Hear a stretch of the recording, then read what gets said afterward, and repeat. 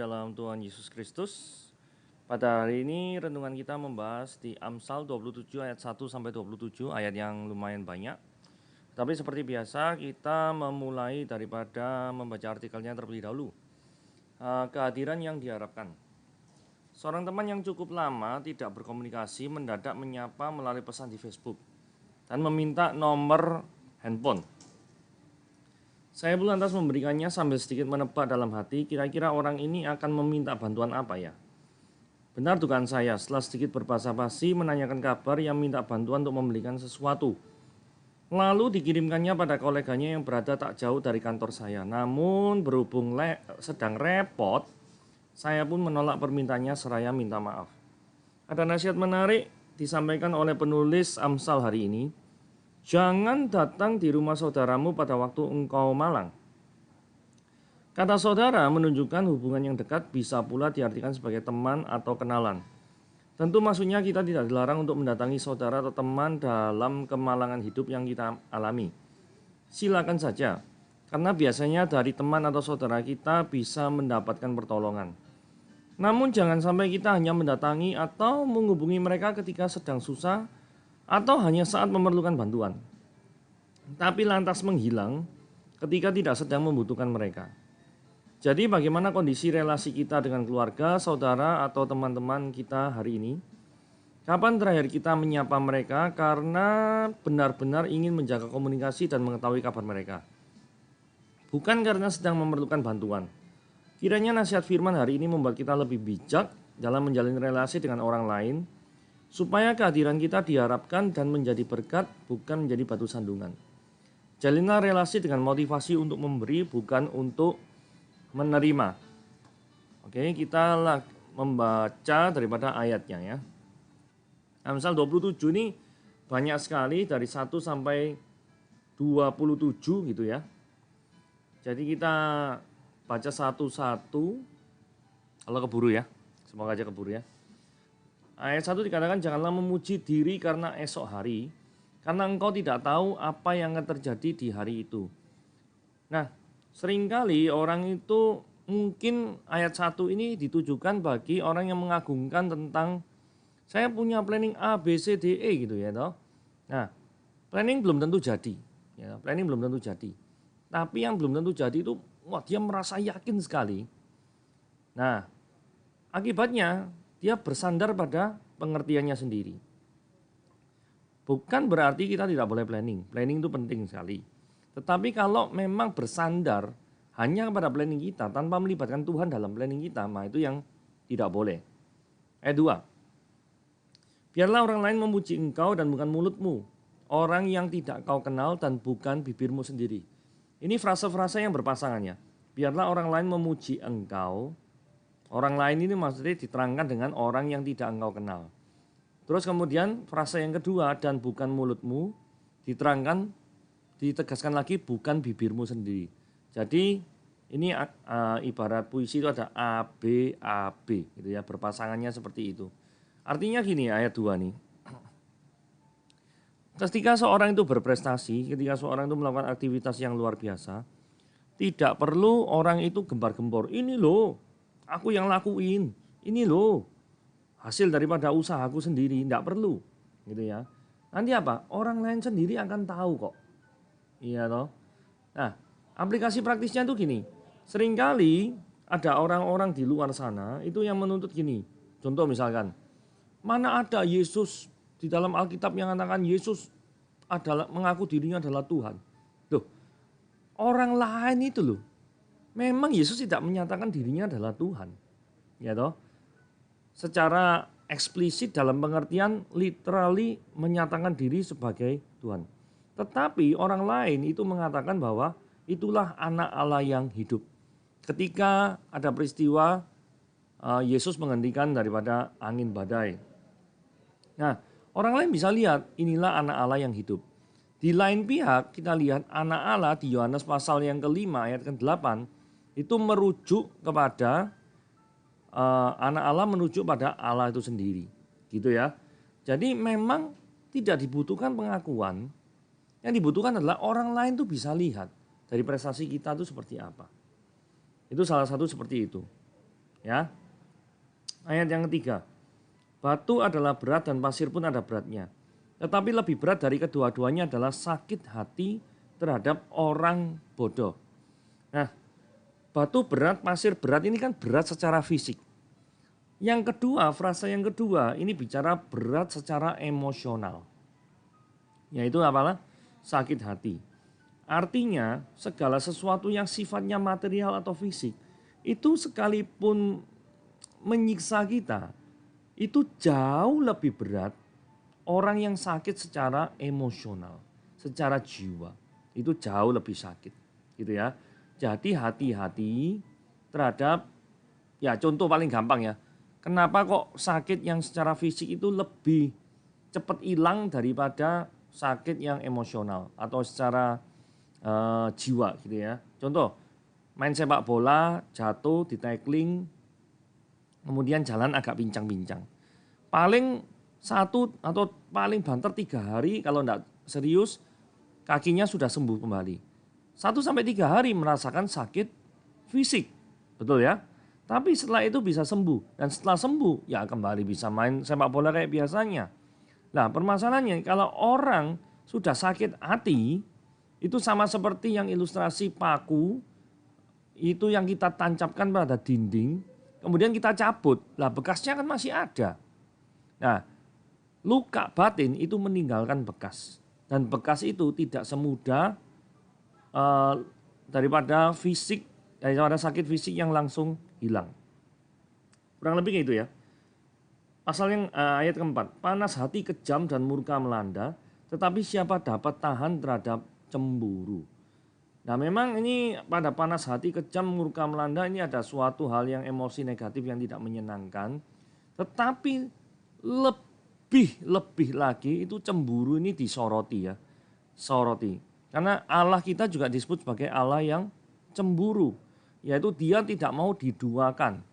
Jadi perselingkuhan yang paling jahat itu adalah ketika kita berpaling dari Tuhan dan menyembah yang lain atau lebih mengutamakan yang lain daripada Tuhan kita.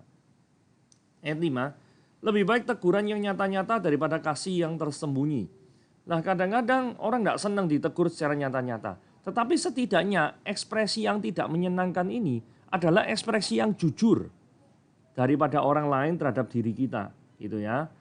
Itu jauh lebih baik. Firman Tuhan ngomong jauh lebih baik daripada kasih tersembunyi. Kasih tersembunyi artinya orang itu atau kita tidak dapat merasakan daripada kasihnya pihak eksternal. Karena tidak pernah dinyatakan. Jadi sesuatu yang dinyatakan itu jauh lebih baik. Sekalipun sifatnya kadang tidak mengenakkan daripada diri kita. Ya, ayat 6. Seorang kawan memukul dengan maksud baik. Tetapi seorang lawan mencium secara berlimpah-limpah. Nah, ini kayak Yudas gitu ya. Mencium secara berlimpah-limpah suatu frasa yang mengindikasikan daripada pengkhianatan. Nah kalau kawan pukul sesuatu yang tidak nyaman, tapi maksud daripada pukulan itu adalah untuk kebaikan. Kalau yang lawan mungkin tidak pernah memukul, tetapi tujuannya dia itu untuk menjatuhkan. Hati-hati, artinya segala suatu kondisi keadaan yang menyenangkan tidak selalu berujung baik bagi kehidupan kita. Seringkali kadang yang tidak menyenangkan justru itu yang membuat kita menjadi hidup lebih baik. 7. Orang yang kenyang menginjak-injak madu. Tapi bagi orang yang lapar segala yang pahit dirasakan manis. Jadi ini menunjukkan daripada orang kalau memang benar-benar butuh, apapun bisa dirasakan enak gitu ya. Nah, sementara ini kalau orang yang kenyang, madu pun yang paling berharga pun itu juga diinjak-injak. Saudara, hendaklah kita jangan sampai jadi orang seperti ini ya, yang frase pertama ya. Jadi tidak menghargai karena kita berlimpah-limpah. Contoh misalkan ya, waktu makan sepuasnya misalkan. Kan seringkali dia bilangi kalau makan sepuasnya ambil secukupnya, jangan sampai dagingnya terbuang gitu ya. Nah salah satunya seperti itu ya, bukan mentang-mentang makan sepuasnya maka dagingnya mentang-mentang bayar, maka ngambil sebanyaknya sendiri terus itu ngawur aja gitu ya. Jadi hati-hati terhadap hal ini. Hendaklah daripada setiap perilaku kita mencerminkan Kristus gitu ya. 8. Seperti burung yang lari dari sarangnya, demikianlah orang yang lari dari kediamannya. Nah, kita tidak mengerti ya, kenapa kok burung lari dari sarangnya? Apakah kemungkinan ada bahaya yang mengincar? Ataukah ada sesuatu yang tidak nyaman? Ya, orang juga lari dari kediamannya. Atau kemungkinan besar burung lari dari sarangnya bisa juga dia mencari makan untuk orang keluarganya. Karena burung kan harus cari makan. Cari makan pasti keluar dari sarangnya. Nah, ilustrasi-ilustrasi seperti ini disamakan dengan orang yang dari kediamannya. Ya, minyak dan wangi-wangian menyukakan hati, tapi penderitaan merobek jiwa. Kalau kita lihat ayat yang ke-8, ayat ke-9, dalam bahasa Inggris versi NESB dikatakan bahwa oil and perfume make the heart glad, so a man's counsel is sweet to his friends. Jadi di dalam versi bahasa Inggrisnya tidak ada kata penderitaan ya. Karena kalau dalam bahasa Inggrisnya ini jelas sekali. Minyak dan parfum membuat hati bersuka. Demikian juga nasihat seseorang adalah manis di hadapan daripada temannya. Jadi kalau ini kalimatnya nyambung. Jadi nasihat yang manis kepada seorang teman itu ibarat daripada parfum yang wangi dan membuat hati itu bersuka cita. Ini menurut saya lebih tepat menggunakan daripada versi bahasa Inggrisnya daripada menggunakan versi bahasa Indonesianya. Begitu ya kurang lebih ya. Nah, kita kembali ke versi terjemahan baru sekali lagi. Ini katakan minyak dan wangi-wangian menyukakan hati tapi penderitaan merobek jiwa. Jadi tadi tidak ada penderitaan merobek jiwa ya. Ini kelihatannya ada kekeliruan di sini ya. Ayat 10. Jangan kau tinggalkan temanmu dan teman ayahmu, dan jangan datang ke rumah saudaramu pada waktu engkau malang. Lebih baik tetangga yang dekat daripada saudara yang jauh. Di sini dibicarakan ada tiga macam ya, tiga macam yaitu teman, entah itu temanmu atau teman ayahmu, dan yang kedua adalah saudara, dan yang ketiga adalah tetangga. Ada penafsir yang mengatakan bahwa kedekatan kita terhadap manusia itu tidak harus dari saudara, tapi juga harus pada orang lain selain saudara. Jadi kalau misalkan kita hanya mau dekat kepada saudara, maka yang terjadi adalah hubungan kita kan bisa jadi terbatas gitu ya. Itulah sebabnya kenapa frase ayat 10a dikatakan jangan kau tinggalkan temanmu dan teman ayahmu, menandakan bahwa apa? Ada suatu relasi antara temanmu dan teman ayahmu itu dengan kamu ya. Kalau nggak ada relasi ya tinggalkan aja kan gitu. Tapi fakta nih ada relasi. Karena itu jangan ditinggalkan. Kemudian berikutnya adalah jangan datang di rumah saudaramu pada waktu engkau malang. Lebih baik tetangga yang dekat. Jadi tetangga itu memang bukan saudara, tidak ada hubungannya dengan darah kita. Tetapi bisa juga lebih cepat ya dalam hal pertolongan kalau kita butuh bantuan daripada saudara. Mengingat dari zaman dulu tidak ada Facebook, tidak ada WA, tidak ada apa-apa. Jadi komunikasi jarak jauh itu kan pasti terhambat. Ini paling baik adalah tetangga-tetangga yang dekat. Oke, ayat 11. Anakku, hendaklah engkau bijak, sukakanlah hatiku, supaya aku dapat menjawab orang yang mencela aku. Jadi begini ya, seorang anak harus mencerminkan daripada orang tua. Kalau anak dengan orang tua itu tidak bisa, kalau anak tidak bisa mewakili atau menjaga nama baik daripada orang tua, nanti susah itu ya. Itu sebabnya kalimat berikutnya ngomong aku dapat menjawab orang yang mencela aku. Kalau perilaku anaknya itu sangat-sangat baik, apanya yang mau dicela? Betul ya? Sehingga tidak ada bukti-bukti konkret orang itu mencari-cari kesalahan keluarga ini based on perilaku daripada anaknya. Kurang lebih seperti itu. Kalau orang bijak melihat malapetaka, bersembunyilah dia. Tetapi orang yang tidak berpengalaman berjalan terus lalu kena celaka. Saudara, ini penting sekali bagi kita untuk melihat tanda-tanda daripada suatu kejadian atau tanda-tanda daripada sesuatu yang memungkinkan kejadian itu menimbulkan perkara yang buruk bagi hidup kita. Gitu ya. Kita harus was-was.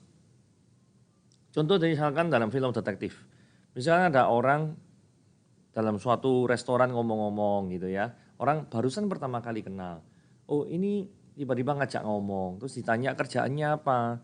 Oh saya kerjaannya itu cuma hanya kuli bangunan saja kok. Tapi yang diajak ngomong ini tahu. Nah waktu kuli bangunan kok dilihat tangannya itu enggak kasar. Nah kalau enggak kasar berarti kan orang ini enggak biasa jadi kuli bangunan. Iya kan? Berarti orang ini berbohong. Nah kalau berbohong, apalagi ini orang baru kenal, berarti ada maksud tersembunyi di balik pembicaraan itu. Sehingga ketika pembicaraan itu terjadi, kita bisa was-was. Wah ini mendingan pembicaraan ini tidak diteruskan. Seperti itu ya. Jadi orang bijak tuh melihat malapetaka, bersembunyilah dia menjauhnya. Paling tidak kayak seperti itu. Tapi orang yang tidak berpengalaman, contoh kayak tadi diajak ngomong aja. Nanti ujung-ujungnya minta bantuan ditransfer ATM, minta tolong kayak gitu misalkan. Nah ini repot, ya kayak gini. Oke. Ayat 13. Ayat 13 dikatakan, ambillah pakaian orang yang menanggung orang lain, dan tahanlah dia sebagai sandera ganti orang asing. Saudara dari tadi ayat 1-12 yang paling membingungkan ini ayat ini ya. Apa sih maksudnya ambillah pakaian orang yang menanggung orang lain? Saudara untuk lebih jelasnya ya. Penanggung, kata kuncinya di sini ya. Orang nanggung orang lain. Orang nanggung orang lain ini dalam konteks apa? Ya. Nah kita lihat di Amsal 22. Mari kita buka ya. Amsal pasal yang ke-22.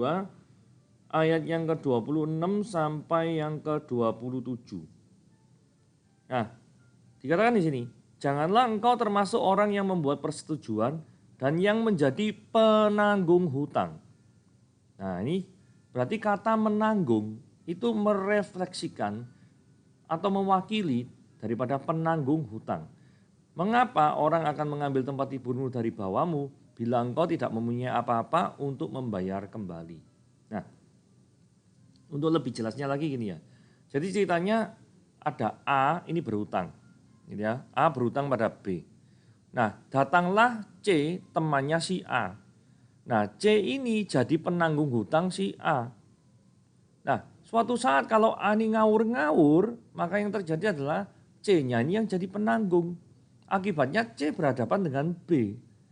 Nah, suatu saat nanti kondisi ekonomi daripada si C yang penanggung hutang ini akan menjadi parah karena perilaku A yang tidak terkendali. Itulah sebabnya dikatakan di sini ayat 26, jangan engkau termasuk orang yang membuat persetujuan, maksudnya persetujuan pertanggungan hutang dan yang menjadi penanggung hutang. Ada beberapa petunjuk lagi di dalam Amsal yang bicara tentang masalah tanggung-menanggung ini ya. Jadi Amsal pasal yang ke-11 ayat yang ke-15 dikatakan begini, sangat malanglah orang yang menanggung orang lain. Jadi seperti C menanggung A. Tetapi siapa membenci pertanggungan, amanlah dia. Aman dari apa? Aman dari kondisi ekonomi yang semakin buruk. Begitu ya.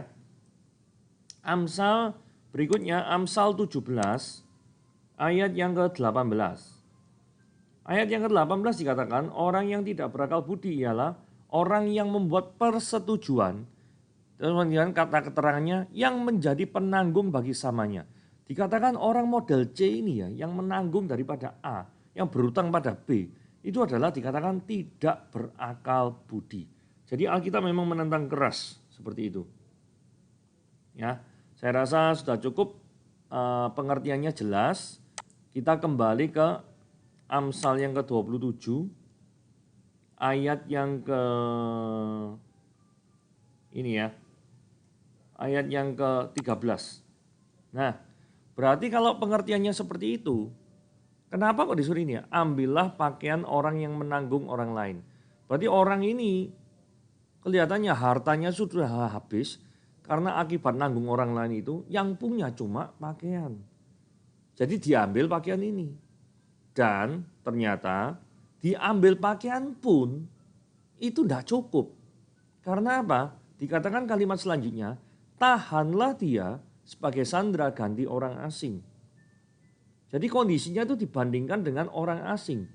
Terus dia lebih buruk daripada orang asing. Karena kalau orang asing lebih buruk ya pasti kata-katanya ya mendingan nahan orang asing daripada dia. Faktanya dia memiliki hutang yang pasti jauh lebih besar daripada orang asing. Ya memang orang asing ini mungkin orang pendatang, gak punya apa-apa, untuk mencapai kehidupannya dia juga berhutang. Jadi sesama orang yang berhutang dibandingkan dengan orang asing yang biasanya kondisinya buruk, ini kondisi si C tadi itu jauh lebih buruk. Maka dari itu janganlah jadi penanggung orang lain. Itu kira-kira ayat 13 itu semoga bisa dimengerti dengan baik karena agak sulit menerjemahkan daripada atau bukan menerjemahkan, menafsirkan daripada ayat ini. Selanjutnya adalah ayat yang ke-14. Siapa pagi-pagi sekali memberi selamat dengan suara nyaring, hal itu akan dianggap sebagai kutuk baginya. Memberikan selamat dalam bahasa Inggris ini dikatakan bless ya, jadi memberkati. Kita lihat sebentar di dalam bahasa Inggrisnya NASB pasal yang ke-14 ya. He who bless his friend, yang memberkati temannya with a loud voice, dengan suara yang sangat keras di pagi-pagi hari, akan dipertimbangkan sebagai kutuk bagi dia. Kita kembali lagi, masih di versi yang terjemahan baru ya. Nah, ada beberapa orang yang mengatakan bahwa orang yang ini cari muka ya, jadi penjilat ya. Jadi kenapa kok pagi-pagi sekali gitu ya toh? Memangnya memberkati orang apalagi dengan suara nyaring itu aneh sekali kalau pagi-pagi sekali gitu ya. Ini pagi-pagi sekali mungkin waktunya orang istirahat atau orang tidak ada apa namanya. Tapi orang yang mungkin senang, yang didatangi itu senang sekali, apalagi dengan suara nyaring sehingga seolah-olah tetangga-tetangganya tahu gitu ya toh. Nah, orang ini adalah orang yang senang cari muka dan itu yang dianggap kutuk baginya. Jadi tidak diperbolehkan seorang itu adalah untuk mencari muka, gitu ya. Ayat 15. Seorang istri yang suka bertengkar serupa dengan tiris yang tak henti-hentinya menitik pada waktu hujan. Jadi ini adalah aliran air yang tak henti-henti masuk rumah pada waktu hujan. Ini bicara tentang kenyamanan. Seandainya rumah kita ada yang bocor pada musim hujan dan hujan ini tidak berhenti, dan air itu pasti akan mengganggu daripada suatu rumah atau sebuah rumah yang kita tinggali. Nah, demikian juga kondisi seperti ini yang digambarkan.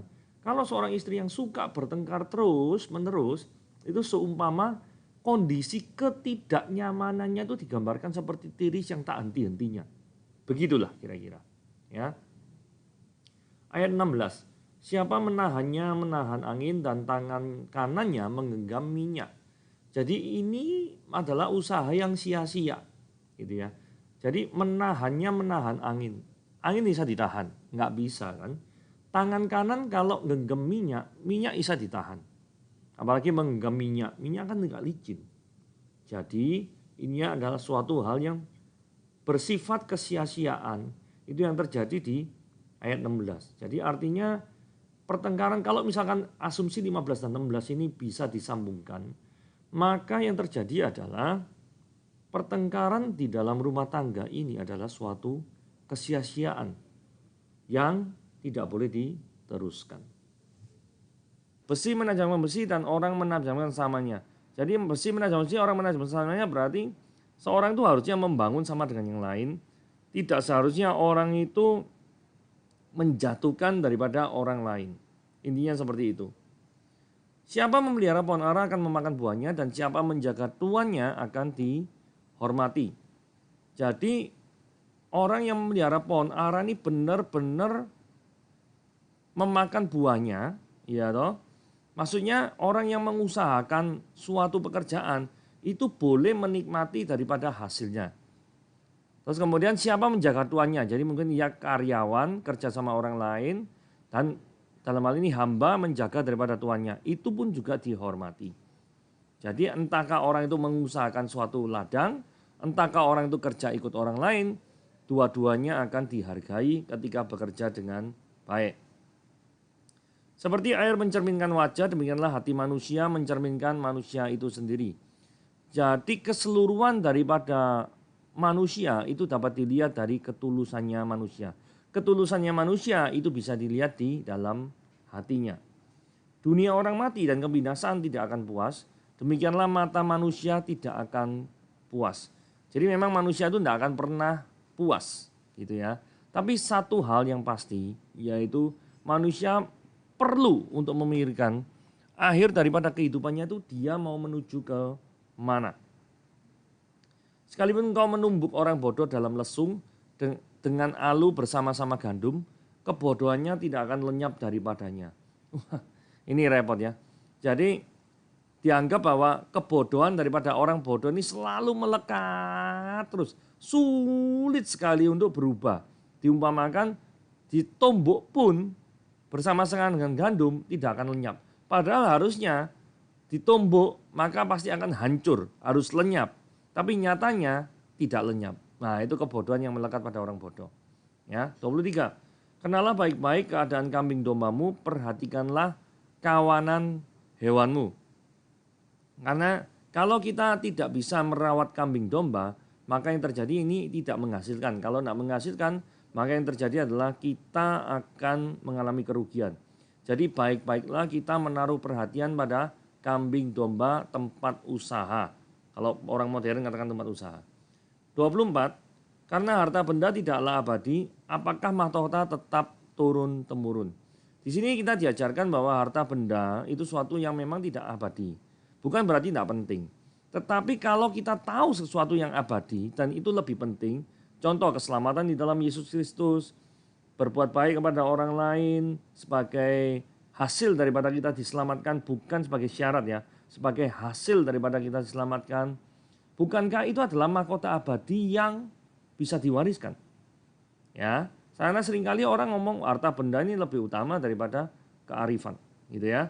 25. Kalau rumput menghilang dan tunas mudah nampak dan rumput gunung dikumpulkan, maka engkau mempunyai domba-domba muda dan pakaianmu untuk pakaianmu dan kambing-kambing jantan untuk pembeli ladang. Jadi kita di sini lihat ya, kenapa kok keadaan kambing domba ini perlu diperhatikan? Karena nanti kalau benar-benar diperhatikan, yang diperhatikan apanya? Ya makanannya ini loh. Rumput gunung dikumpulkan untuk makanan kambing-kambing domba. Nanti kambing dombanya sudah bisa bertumbuh, maka bisa dibuat sebagai pakaian. Pakaian bisa dijual dan dapat digunakan untuk memenuhi kebutuhan sehari-hari. Jadi artinya perhatikanlah pekerjaan yang sudah Tuhan berikan kepada kita. Nah, bagi kita semua yang mungkin selama ini tidak memperhatikan pekerjaan yang sudah Tuhan berikan kepada kita, berhati-hatilah. Ya, harus diperhatikan. Posisinya seperti itu. Pula cukup susu kambing untuk makananmu dan makanan keluargamu. Nah ini ya tadi ya. Dan nanti tujuan akhirnya itu untuk apa? Makananmu dan makanan keluargamu dan untuk penghidupan pelayan-pelayanmu perempuan. Jadi ini adalah orang-orang yang mungkin bekerja dengan orang seperti ini. Jadi ini satu kesatuan ya, mulai 23 sampai 27 ini satu kesatuan. Ya. Karena tadi kan kita baca dari ayat 1 sampai 22 kan putus-putus. Satu ayat. Sedangkan yang 23 sampai 27 ini memang satu kesatuan. Oke, itu dulu renungan daripada saya. Tuhan Yesus memberkati.